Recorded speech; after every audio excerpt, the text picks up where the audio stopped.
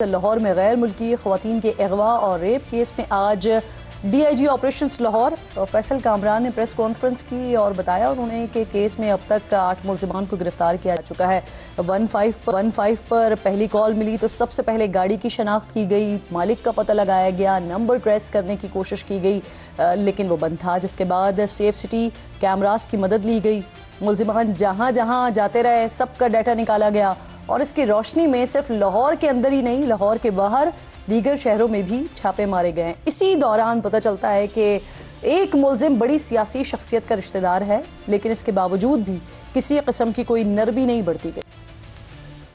एक अफसोसनाक वाकया लाहौर में रिपोर्ट हुआ। कार्लोस नामी एक शख्स कॉल करता है और वो बताता है कि एक बच्ची और उसकी दोस्त पाकिस्तान आए थे। अब मुझे पता लगा है कि वो अगवा हो गए। 26 जून को ये इस्लामाबाद एयरपोर्ट पे लैंड की थी। गाड़ी की डिटेल्स एक्साइज से फौरी निकाली गई, गाड़ी की पासिंग्स देखी, मोटरवे पे कब आई, मोटरवे से कब निकली, लाहौर में कब आई, FIR टाइमली हुई, मेडिकल सबसे पहले मेडिकल टाइमली हुआ, उसके बाद 164 की स्टेटमेंट हुई, तमाम कानूनी तकाजे पूरे किए गए। इसके बाद इन्हीं मुल्ज़िमान का जब रिमांड लिया गया, आपने देखा होगा कि वो हथकड़ियों में उसी तरह जिस तरह कोई भी मुल्ज़िम पेश होता है हथकड़ियों में पेश किए गए। नाज़रीन, डीआईजी ऑपरेशंस फैसल कामरान के मुताबिक उन्हें वज़ीर आला पंजाब मरियम नवाज की भी कॉल आई और उन्होंने ये हिदायत की कि कार्रवाई मेरिट पर होनी चाहिए, गुनहगार को सज़ा ज़रूर मिलनी चाहिए।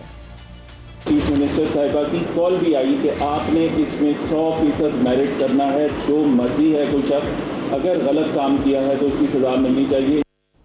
नाज़रीन, इस केस के हवाले से कहा जाता रहा कि क्या ये केस भी CCD देखेगी, क्योंकि ये मामला भी दहशत फैलने की वजह बना है। कल मेरे प्रोग्राम में बैरिस्टर अकील मलिक ने भी केस को CCD के हवाले करने की बात की थी, लेकिन आज डीआईजी ऑपरेशंस ने इसकी नफी कर दी है। CCD 365A kidnapping for ransom उनके परव्यू में आता है, लेकिन जहाँ शेड्यूल्ड ऑफेंस आ जाए एंटी रेप लॉज के तहत SSOIU जो बना हुआ है वो बड़ा है इस काम के लिए, वो सेक्सुअल ऑफेंसेस वहाँ पे डील होंगे, इसलिए ये केस लाहौर पुलिस को देखेगी। डीआईजी ऑपरेशंस ने यह भी दावा किया है कि मुतासरा ख़वातीन ने पुलिस के रवैये को सराहा, बल्कि यादगार के तौर पर पाकिस्तान का कौमी परचम साथ ले जाने की ख्वाहिश का इजहार किया, जिस पर रात 3 बजे परचम मंगवा कर उन्हें दिया गया। एक और अफसोसनाक वाक़या आज इस्लामाबाद में पेश आया, जहां पाक फ़ज़ाइया के बहादुर ग्रुप कैप्टन सड़क पर खातून को बचाते हुए जाम शहादत नोश कर गए हैं। पुलिस ज़राए ये बता रहे हैं कि वाक़या उस वक्त पेश आया जब मोटरसाइकिल सवार एक मुल्ज़िम खातून से ज़बरदस्ती कर रहा था। शहीद ऑफिसर ये देखकर खातून की मदद के लिए रुक गए, जिस पर मुल्ज़िम और शहीद ग्रुप कैप्टन में तल्ख़ कलामी हुई और मुल्ज़िम ने फायरिंग कर दी। खातून के मुताबिक मुल्ज़िम और खातून एक ही दफ्तर में काम करते थे। एक और अहम खबर भी साथ साथ शामिल कर लेती हूँ कश्मीर से, जहाँ इंडिपेंडेंट उर्दू के मुताबिक कमिश्नर पूंछ सरदार वहीद ने रावला कोट धरने से मुतालिक कहा है कि अगर इलेक्शन तक मुजाहिरीन इज्जत से नहीं उठते तो ठीक है, वरना उन्हें उठाना पड़ेगा। अब इस पर हुकूमत क्या सोच रही है, इस मौजू पर उसके अलावा दीगर अहम मामलात पर बात करने के लिए प्रोग्राम में मेरे इंतहाई मोअज़्ज़ज़ मेहमानों में नईम हैदर पंजोता साहब, पाकिस्तान तहरीक इंसाफ के अहम रहनुमा स्टूडियो में मेरे साथ मौजूद हैं। बहुत शुक्रगुजार हूँ आपके वक्त। इसके साथ साथ कोऑर्डिनेटर टू प्राइम मिनिस्टर इख्तियार वली खान साहब मोअज़्ज़ज़ मेहमान हैं, ज्वाइन कर रहे हैं। बेहद शुक्रगुजार हूँ इख्तियार साहब आपके वक्त की। सर, आपसे आगाज़ करते हैं। कश्मीर का मामला, तकरीबन 21 दिन रह गए, वहाँ पर इलेक्शंस होने हैं, लेकिन इलेक्शन से पहले क्योंकि एक सिचुएशन तो वहाँ पर डेवलप है, बनी हुई है। अब पूंछ डिवीज़न के जो कमिश्नर हैं वो ये कहते हैं कि अगर मुजाहिरीन इज्जत से उठ जाते हैं तो ठीक है, नहीं उठते तो फिर इनको उठाना पड़ेगा। तो एग्जैक्टली हुकूमत सोच क्या रही है, क्या ताकत का इस्तेमाल किया जाएगा? बिस्मिल्लाहिर्रहमानिर्रहीम। बहुत शुक्रिया किरण। सबसे पहले बात यह है कि एक तो जो उनकी जॉइंट एक्शन कमेटी है that has been declared as कलअदम, जमात कहें या तहरीक कहें या जत्था कहें, जो भी है। दूसरा, उनकी तमाम एक्टिविटीज को ऑब्जर्व करने के बाद, मतलब सहाफ़ी को वो गाली देते हैं, यहाँ तक कि जो बुनियादी रूह है कश्मीर की उसके मुतालिक नेगेटिव तकरीरें करना, कश्मीर कॉज को नुकसान पहुंचाना, सिर्फ पाकिस्तान के अंदर नहीं बाहर भी। तो मेरे ख्याल में ये जितना उनको प्यार से मोहब्बत से समझाने का तरीक़ेकार हो सकता था वो हो चुका है। मुज़ाकरात की बात है, डायलॉग की बातें हैं, प्यार से, मतलब दुनिया में कहीं नहीं होता।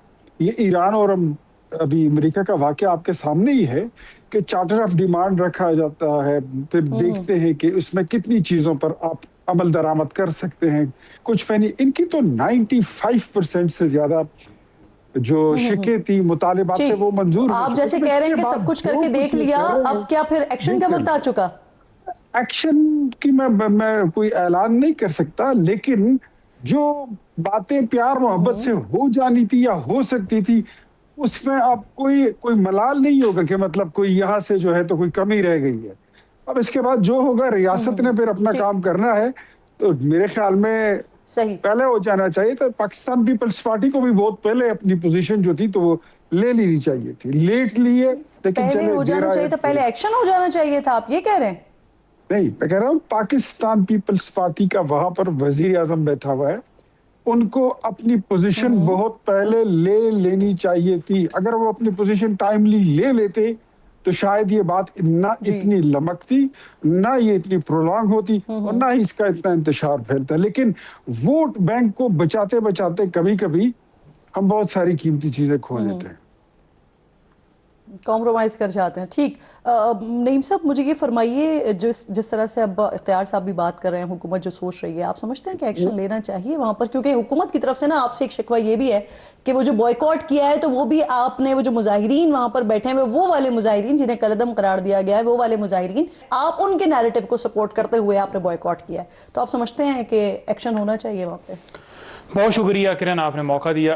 देखिए, सबसे पहली बात यह है कि ये कौन होते हैं किसी को दहशतगर्द डिक्लेयर करने वाले, किसी को कलअदम करने वाले, किसी को फितना अल खवारिज करने वाले, कभी पीटीआई को, कभी यकजहती कमेटी को, कभी किसी और जमात को। तो आप कौन है? आपको किसने इख्तियार टीटीपी दिया? को बोलते हैं, आप नहीं समझते टीटीपी ये को हमें भी फितना फितना अल अल खवारिज? खवारिज बोलते हैं, हमें कहते हैं उनके साथ तल्लुकात हैं, तालिबान के साथ तल्लुकात हैं, उनका कह रहे हैं जो कश्मीरी टीटीपी को अवाम आप है। फितना उल खवारिज कहते हैं या टीटीपी नहीं? को बिल्कुल वैसे कहते मैंने हैं, कभी लेकिन भी ये हुकूमत टीटीपी से के नहीं साथ सुना हमें कि वो जोड़ते आपको हैं। फितना उल खवारिज बिल्कुल कहते हैं। इनके रहनुमा कहते हैं, जब सुहेल अफरीदी पे इल्जामात लगाए, कभी स्मगलिंग के, कभी मंशियात के, कभी कहा कि आपके तालिबान के साथ तल्लुकात हैं, तो और क्या होता है? दूसरी ये चीज है, देखें, सर ये कह रहे हैं कि आप फितना उल खवारिज टीटीपी को समझते हैं, नहीं समझते? जी बिल्कुल समझते हैं, ठीक। लेकिन पाकिस्तानी अवाम को आप क्यों फितना अल खवारिज बना रहे हैं? आप तो कह रहे हैं SHO की मारे तो कर, दहशतगर्दों का मुकाबला करें ना उधर जाके।